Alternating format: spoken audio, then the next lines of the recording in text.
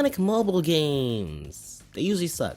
While I can see someone finding a little joy in Sonic Dash or Sonic Speed Battle, they're mostly just basic Temple Run knockoffs that don't really have anything of value besides being decent time killers and some mediocre costumes for the fan base to froth over for a week. But seemingly there was a light. The hell is Apple. Steve Jobs? Apple was the light. Now back in 2019, Apple launched their gaming service called Apple Arcade, which would be a game subscription service consisting of mobile games with no ads and a slightly higher budget. And with phones becoming more and more advanced, and also games borderlining console quality, they have become a part of the Apple Arcade lineup, and Sega jumped right on the service immediately day one with Sonic Racing. What the fuck is a Sonic Racing?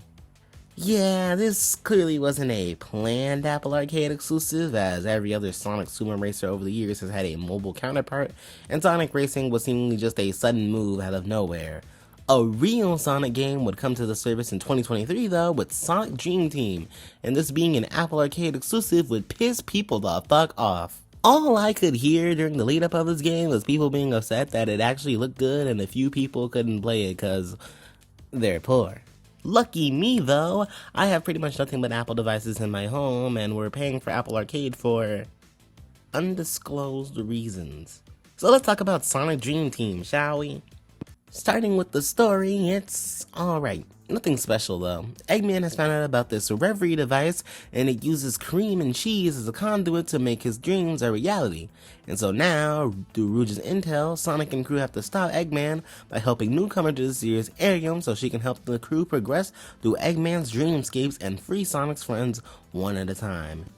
And once Arium reconnects to the Dream Core, she can take down Eggman completely. A pretty basic Eggman doing a bad plot, with some fine enough character interactions. Nothing here really stands out though as anything special.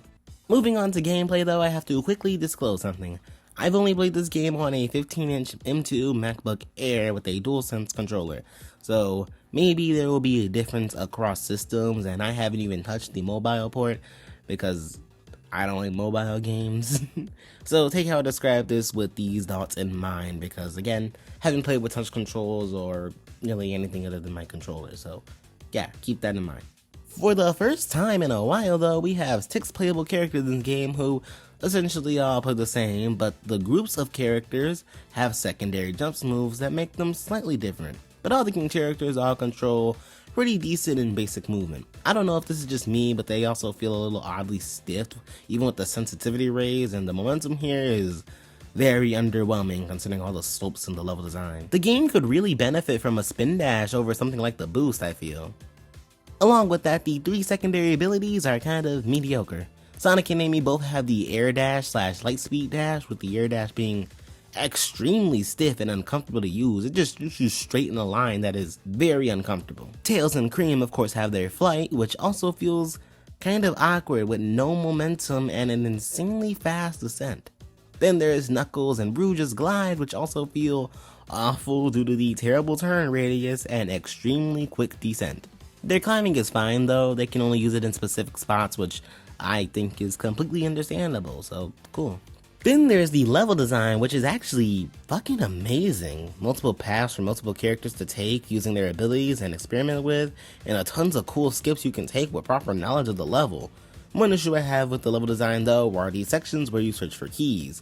In every act it'll stop you and make you search for keys, which aren't far apart, but I've always hated it when Sonic games make you stop for search things. Sure, it gives you a radar and it makes it kind of just piss easy, not even a search, but like, I don't know, it's something I've never just been a fan of, having to stop and do something else. What ruins these levels though are the extra missions, which are just whatever. Look for dream orb shards, hit checkpoints, beat pathetic times. Just replaying the level too many times to clearly pad out length, because if you collect the red star rings in each beginning act of the first 3 zones, you can progress through the game without doing any of these additional useless acts, which makes the game extremely short.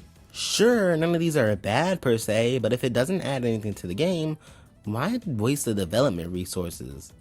Padding, that's why. Yeah, they clearly want to make this game a little longer, at least a more reasonable length, which I guess, but I would have taken a more shorter game over all this additional bullcrap that doesn't add anything. The game also has bosses, which are bosses. They're fine. They're pathetic. They suck. Hell, the final boss isn't even a boss, opposed to more so being a spectacle. Then there's also these additional challenges called Tales' challenges, which are weekly challenges that reward you XP that'll get you these statues, which are fine. You also get statues by doing certain tasks and collecting these blue coins, which are hidden throughout acts. It's pretty neat, I guess. Neat little model room, I guess. But I don't really care though. They're just models. Sonic Dream Team is decent gameplay wise, and I would love to see what the eventual updates have to add to make this game better, because I feel with a bigger budget and maybe more time, Sonic Dream Team could be a really strong Sonic game. The presentation though is kind of iffy. Music is nothing special, I'm just gonna get that out of the way. The intro theme is great, but everything else kinda sounds like just generic video game music. Then the animation, which in the game looks really solid. Even the in-game animated cutscenes look great, but sadly a lot of the cutscenes are just comic panel cutscenes, which look okay. Decent expressions here and there, even though Ariam looks baked out of her fucking mind 90% of the time. But it's the best they could probably get out of this budget. The art direction is also really unique. I love this look for a Sonic game personally. Scrambled Shores being a beach with fake greenery, Dream Factory being a lava level with dream liquid instead of just basic lava, Nightmare Maze being a water-based maze, Ego City being an Eggman celebration city. All these levels look amazing in game, and for what they could do on mobile, the graphics aren't bad either. And in terms of performance, on my device it ran relatively smooth. Sometimes my device will overheat and it'll drop frames like crazy, but other than that I never really had too many problems with it. Then there's the voice acting, which is sheesh. One could dream up anything and you'd be able to make it happen in the real world? Interesting. All the usual cast sounds fine. Roger, Colleen, David, Cindy, and Mike all sound like themselves, and the voice of Ariam isn't bad, I like it. But whatever Cream and Rouge's voice actresses were doing, they gotta stop. They both just sound annoyingly high-pitched, and it sounds awful, especially for Rouge, and Cream just sounds like some generic-ass cartoon character. I can't think my name on it, but I swear to God there is another cartoon character that sounds just like Cream out there. Overall though, Sonic Dream Team is a fun mobile game, and much better than the usual bullshit we get when it comes to Sonic mobile games. I love to see more side mobile games like this going forward.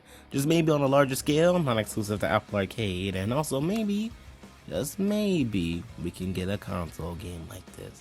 I don't see Dents coming back anytime soon, so maybe Hardlight can become the new side developer for Sonic, whether that's mobile only, or hopefully on consoles too. Thank you for watching the video, hope you enjoyed. Shut the fuck up, I don't know how to end videos still.